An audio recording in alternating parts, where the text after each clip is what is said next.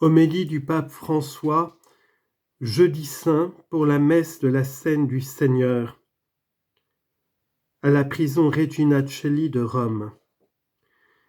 Jésus termine son discours en disant « C'est un exemple que je vous ai donné pour que vous fassiez vous aussi comme moi j'ai fait pour vous. » Jean chapitre 13, verset 15. Laver les pieds. Les pieds, à cette époque, étaient lavés par les esclaves. C'était une tâche d'esclave. Les gens parcouraient les routes, il n'y avait pas de route goudronnée, ni de route pavée. À cette époque, il y avait la poussière de la route, la boue, et les gens se salissaient les pieds. Et à l'entrée de la maison, il y avait des esclaves qui lavaient les pieds. C'était un travail d'esclave, mais c'était un service accompli par des esclaves, et Jésus a voulu accomplir ce service pour nous donner un exemple de la façon dont nous devons nous servir les uns les autres. Un jour, alors qu'ils étaient en chemin, deux des disciples qui voulaient faire carrière avaient demandé à Jésus d'occuper des places importantes, l'un à sa droite et l'autre à gauche. Et Jésus les a regardés avec amour. Jésus regardait toujours avec amour, et il a dit « Vous ne savez pas ce que vous demandez. » Les chefs des nations commandent, dit Jésus, ils commandent et se font servir, et ils vont bien. Pensons à l'époque des rois, des empereurs si cruels, qui se faisaient servir par des esclaves. Mais parmi vous, dit Jésus, il ne doit pas en être ainsi. Qui commande doit servir. Votre chef doit être votre serviteur. Jésus renverse l'habitude historique et culturelle de cette époque et également celle d'aujourd'hui. Celui qui commande pour être un bon chef, où qu'il soit, doit servir. Je pense très souvent, non pas à notre époque parce que chacun est encore vivant et a la possibilité de changer de vie, et nous ne pouvons pas juger, mais pensons à l'histoire.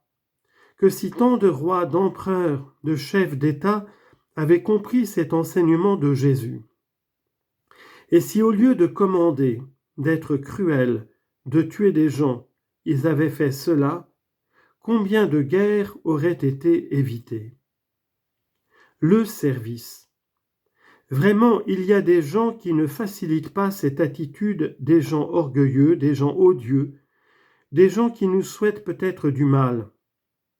Mais nous sommes appelés à les servir davantage. Il y a aussi des gens qui souffrent, qui sont rejetés par la société, tout au moins pour un temps. Et Jésus va là pour leur dire « Tu es important pour moi ». Jésus vient nous servir. Et le signe que Jésus nous sert ici aujourd'hui, à la prison de Regina Coeli, est qu'il a voulu choisir 12 d'entre vous, comme les 12 apôtres, pour laver les pieds. Jésus prend des risques sur chacun de nous. Sachez ceci, Jésus s'appelle Jésus, il ne s'appelle pas Ponce Pilate. Jésus ne sait pas se laver les mains, il ne sait que prendre des risques. Regardez cette image si belle. Jésus penché au milieu des épines, en risquant de se blesser pour prendre la brebis perdue. Aujourd'hui, moi qui suis un pauvre pécheur comme vous, mais qui représente Jésus, je suis un ambassadeur de Jésus pour vous.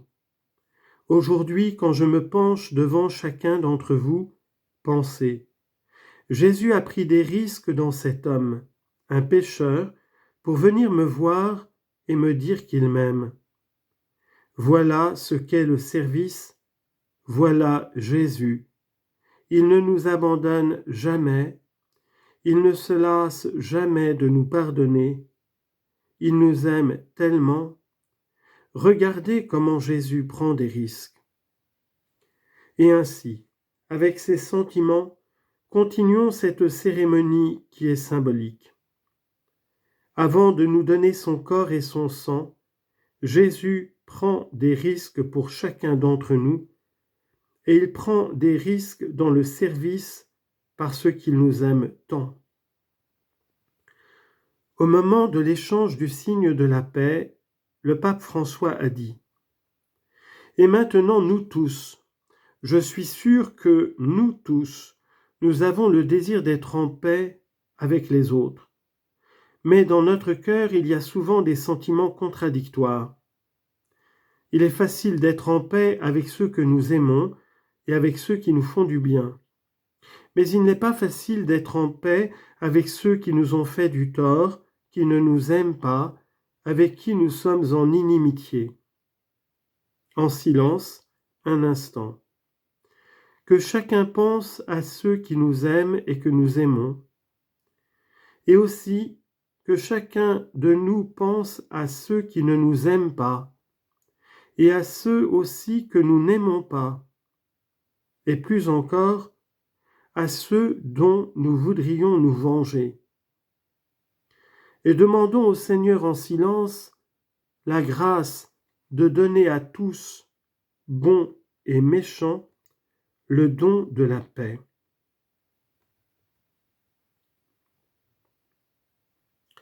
Parole du Saint-Père prononcée en réponse au salut de la directrice de l'établissement et d'un détenu.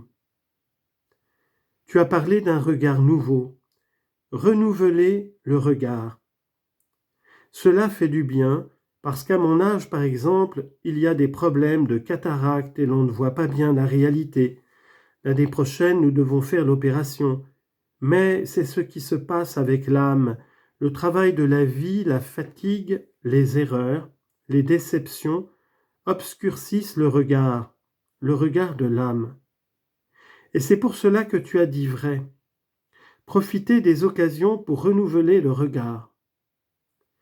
Et comme je l'ai dit au cours de l'audience du mercredi 28 mars, dans de nombreux villages, mais aussi dans mon pays, quand on entend les cloches de la résurrection du Seigneur, les mères, les grands-mères emmènent les enfants se laver les yeux pour qu'ils aient le regard de l'espérance du Christ ressuscité.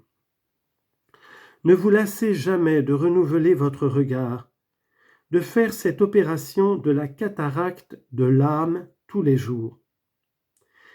Mais toujours renouveler le regard, c'est un bel effort. Vous connaissez tous la bouteille de vin remplie à moitié. Si je regarde la moitié vide, la vie n'est pas belle, elle n'est pas belle. Mais si je regarde la moitié pleine, j'ai encore à boire. Le regard qui ouvre à l'espérance, un mot que tu as dit et que vous aussi, la directrice, vous avez dit, et vous l'avez répété plusieurs fois. On ne peut pas concevoir une maison d'arrêt comme celle-ci sans espérance.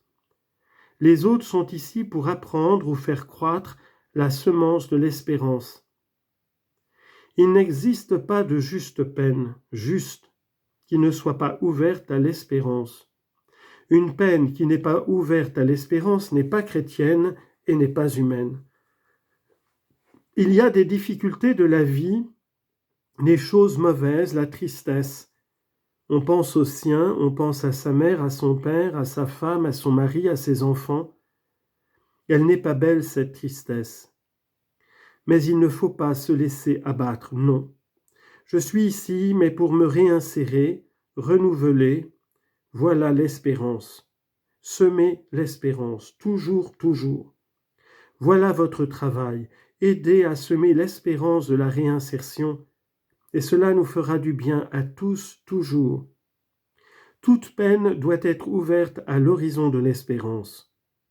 C'est pourquoi la peine de mort n'est ni humaine ni chrétienne. Toute peine doit être ouverte à l'espérance, à la réinsertion, notamment pour donner l'expérience vécue pour le bien des autres. Eau de résurrection, regard nouveau, espérance, c'est ce que je vous souhaite. Je sais que vous, les autres, avez tant travaillé pour préparer cette visite. Vous avez même repeint les murs. Je vous remercie. C'est pour moi un signe de bienveillance et d'accueil, et je vous remercie beaucoup. Je suis proche de vous, je prie pour vous, et vous priez pour moi, et n'oubliez pas, l'eau qui rend le regard neuf, et l'espérance.